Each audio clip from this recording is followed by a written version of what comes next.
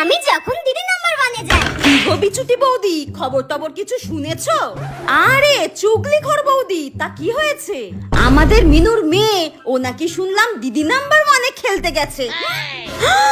মিনুর মেয়ে দিদি নাম্বার ওয়ানে চলে গেল। চলো দুজন মিলে টিভিতে দেখি। বসো, আমি টিভিটা চালাচ্ছি। হ্যাঁ চালাও চালাও, আমি বসছি, চালাও।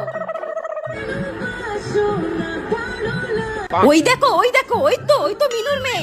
কি বলো এবার তোমার কথা? আমি ছোটবেলা থেকেই একদম চাইতাম যে আমি অভিনেত্রী হব, কেন জানি না। বাবা, আবার নাকি ছোটবেলা থেকে অভিনয় করতে ভালোবাসতো। যা বলেছো, কত ঢঙার দেখবো। আমার মেয়েও খুব ভালো খেলে জানো তো। আমার মেয়েও যদি যেত, এত ভালো ভালো গিফট পেত। এবার আমিও ওকে বলবো যেতে।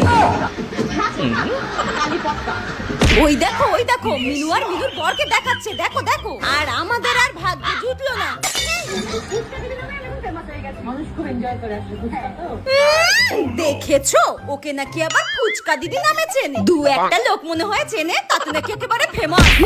তাই তো দেখছি। তো আমার ইচ্ছা আছে একটা ক্যাফে খোলার। একদম উপার্জন করছো, সেভিং করো, তারপর সেটা একদম রিকোর্স রান্নাই নাকি করতে পারে না, সে নাকি আবার ক্যাফে খুলবে।